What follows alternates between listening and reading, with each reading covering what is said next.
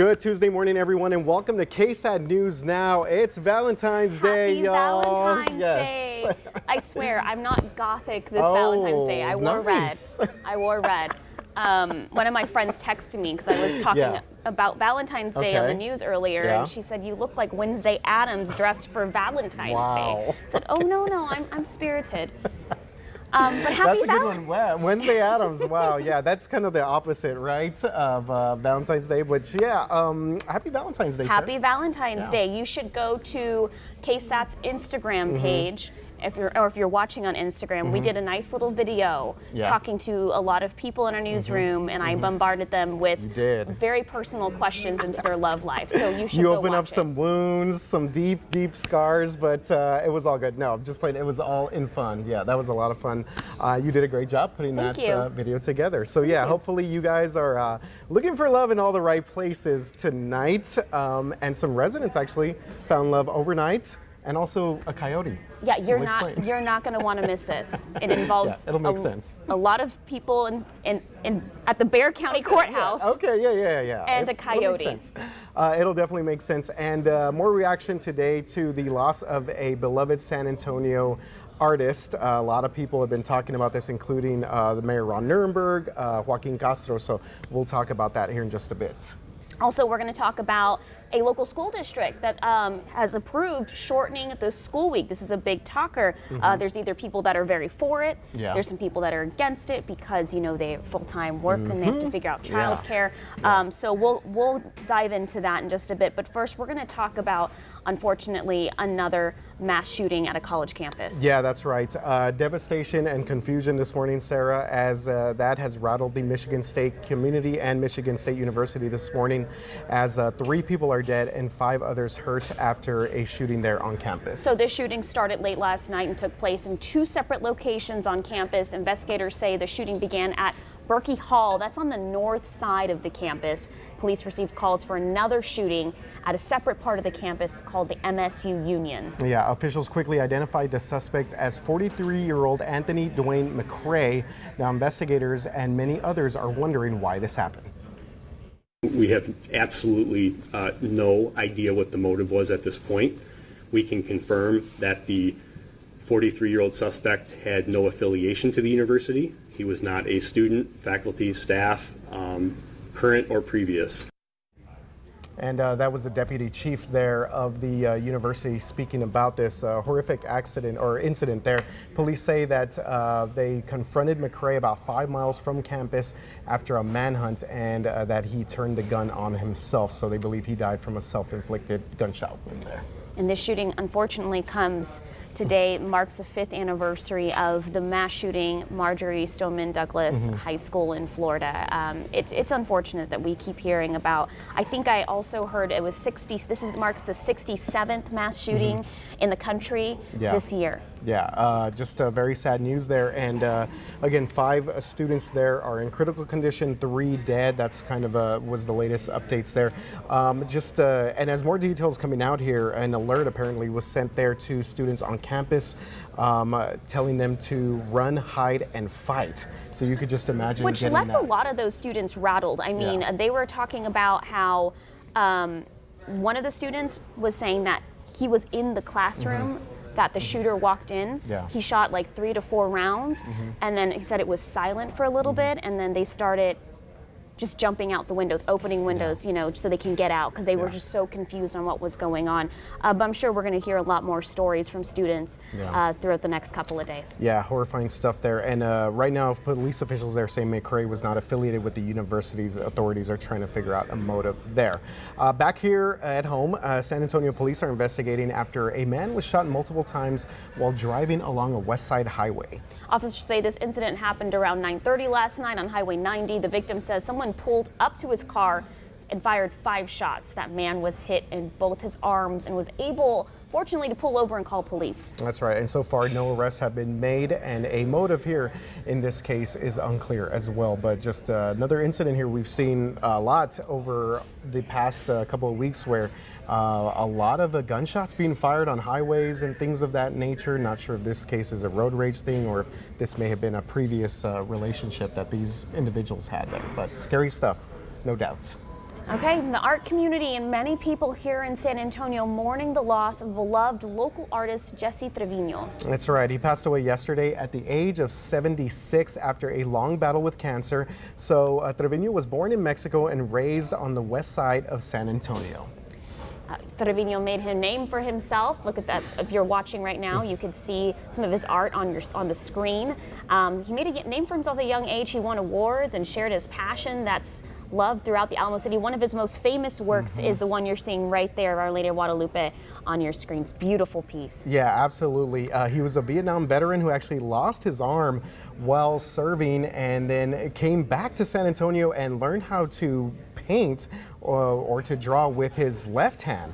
So I thought that was just one of those incredible things that he did. And you mentioned that piece right there, Sarah. It is called La Veladora, which is basically like a beacon, represents a beacon for people there on the west side. And the one that we saw earlier, the hospital, that one is called the Spirit of Healing, and that is at Christus Santa Rosa Children's Hospital. The Veladora mural at the Guadalupe Cultural Arts Center, I mean, that is an iconic piece here in San Antonio. People from all over South Texas and Mexico, they come to, take pictures, be by it. I know, like, my parents, when they don't live here, but my mom has come before, taken photos by it.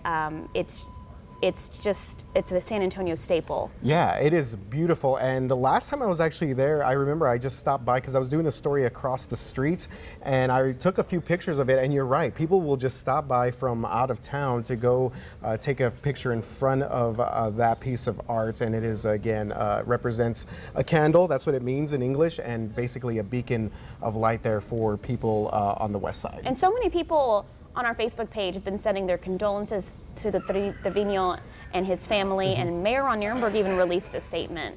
That's right. So the mayor said that quotes, his kindness and courage will live on forever in our hearts, as will his works of art that are now icons across the landscape. And that is an end quote there. And also Joaquin Castro also shared that he was saddened by Jesse Trevino's passing and that he was a beloved artist.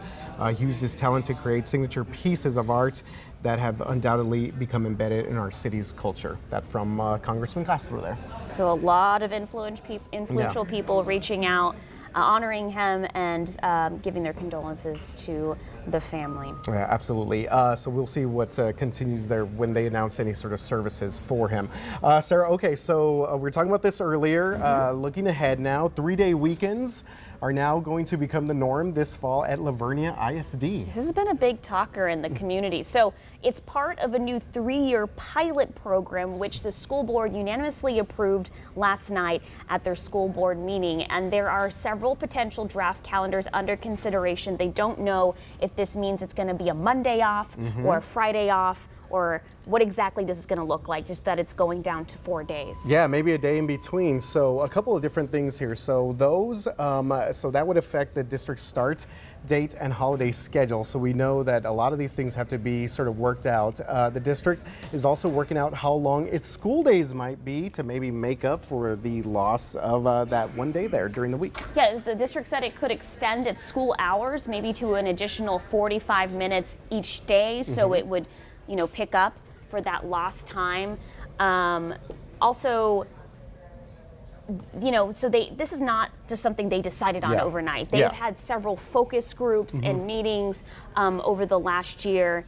And on one of I believe the most recent survey they took, it was 57% of parents actually were in favor for this. It was 20%, 22 or 20% that said no, and another 20% that was not sure. And I think the biggest concern was for those full-time working parents and how they're going to handle childcare. So someone with the district said they are working with the local YMCA to see if how they can handle meals and transportations for the families who really need it, that are those full-time working parents. Yeah, that's a big thing because obviously childcare is very expensive nowadays. So yeah, you're right.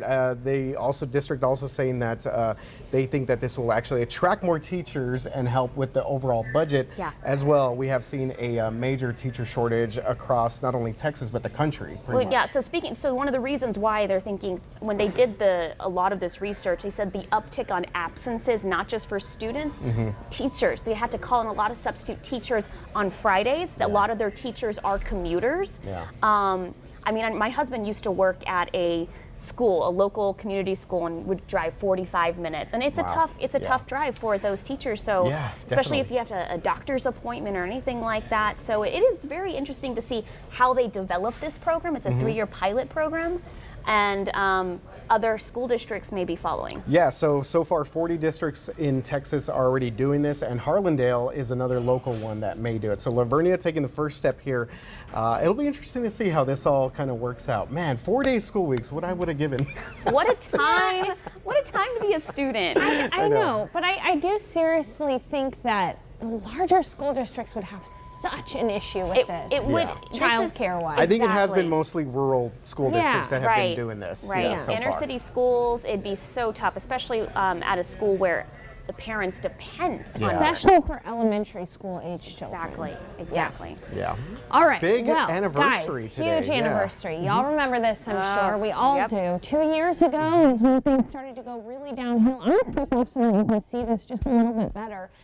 Again, Yeah, fix we your got mic to a little bit. fix my mic. How's that? there you go. Better? Yeah. All right. Thank There you we guys. go. Okay, so again, 2 years ago, this is Justin Horn's video walking from the hotel that we were staying at right across the street from from KSAT, all the way to KSAT there.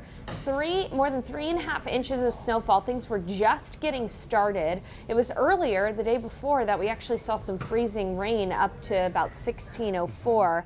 Man, when you look at those pictures, you kind of forget that you're in San Antonio, Texas. Yeah, that does not look like I San remember Antonio walking at all. around and being like, is this real life? Yeah. Like, and this was And just it was when, beautiful to see. The start of it Yeah. was, and it then was things beautiful. went downhill once we did. figured out that ERCOT power grid started to fail. Of course, I'm working on an article right now that goes over a lot of the records that were set February 2021. Well, back then we were dealing with temperatures in the single digits. Today, Yeah. it's look 70 at that. degrees outside. 71, in fact. And we're also seeing wind gusts from the west at about 25 miles per hour. So a windy, warm day. Just goes to show you February is one of those months where we get everything. This is the look at the current setup. Winds are really streaming in from the west as areas across East Texas are dealing with some rainfall. This is going to create a bit of a issue as far as red flag warnings, wind warnings are concerned. Red flag warning in effect for counties west of San Antonio as winds could gust up to 40 miles per hour. So the fuels are also cured by the winter. So we've got a lot of grasses that are very dry out there out west, a lack of rainfall out west. Any spark that starts a fire could get out of control. So if you live west of San Antonio, even around San Antonio, it's best to avoid any kind of activity that could easily start a fire. Make sure your cigarettes are fully extinguished. Don't drag trailer chains. That's an important thing as well. Yeah, it is going to be a day where we're going to have to deal with these windy conditions. As we look at your KSAT 12-hour forecast, we'll be mostly sunny for the rest of the day with those windy weather conditions. High temperature near 78 degrees. Tonight's going to be pretty mild. Temperatures will fall into the 60s. Winds are also going to calm after sunset, so we won't be dealing with the winds all day long. Then tomorrow is going to be even warmer. We'll be at 82 degrees tomorrow. Front will arrive, though, tomorrow night into Thursday, and that's going to knock down our temperatures by some 20 to 30 degrees. In fact, highs will only be in the 50s Thursday, Friday, and Saturday, and we'll have to deal with a light freeze on Friday morning as well. So, Sarah, I know you're the gardener of the three of us. Just know that you might have to bring in some of that sensitive vegetation or cover it up on Friday morning. My husband, he's so sick of the freeze. I mean, we don't have a lot, but I have a lot of plants. So it's a lot of moving very heavy pots into the garage. Well, our average last freeze is February 24th. So, but last year we had a freeze all the way in March. So we'll see. Oh, Keeping my fingers crossed. This might be the last time I do the great plant move. The great plant move, that's what it's called. Hey guys, In the Acosta household? Be on the look for that article on KSAT.com. Some of the records are astonishing. We got down to 9 degrees with a wind chill of 8 below 2 years ago. Well, that first overhead shot that you showed, I think it was the live cam shot. I remember there's photos from that day that actually showed the entire highway just covered in snow, and obviously they had shut everything down. So that overhead shot, that was Those just are like, on KSAT.com too. Wow. Thank you, Crazy. Sarah. Yeah. All right, it's Valentine's Day. Love is in the air. In case you didn't know. Was I flat there? Oh, okay. I'm always flat Was I according flat? I'm Wow. always flat according to Spivey. Can't. But it's okay. It's okay. She still loves me. Yes. Okay. You can keep going. No, Okay, we're no good. problem. I want to talk about these lovebirds. They're on the steps of the Bexar County Courthouse. So the courthouse does this Mm-hmm. every year. You know, they host these free group weddings. Yeah. Say show up and we'll marry you for free. And it's cool. You see everyone in their bridal gowns. I think someone was like almost in a quinceañera, like Valentine's very nice. dress. Yeah. But they had a My special man in cowboy surprise. hat there. Yeah, this is pretty cool. So the Spurs Coyote, all right, he was there overnight. He made a special appearance to pump up the crowd as only the Coyote can, and to give his congrats to the happy couple. So the Coyote is the official witness. Well, Who's the witness at your wedding? it's- The Spurs Coyote. It's Okay, so cool. funny. I was watching the video to this morning, and you just hear, "Are you ready for this?" Dun dun dun dun dun dun. It's like at your Like a- wedding. yeah. It's like NBA themed, like dun Right, dun dun right. dun, and then you see the coyote Mm-hmm. running in, and people are cheering for him. One woman looked a little confused, like, "Why Yeah, is like, the Spurs? what is going on This here?" is my Yeah, moment." yeah.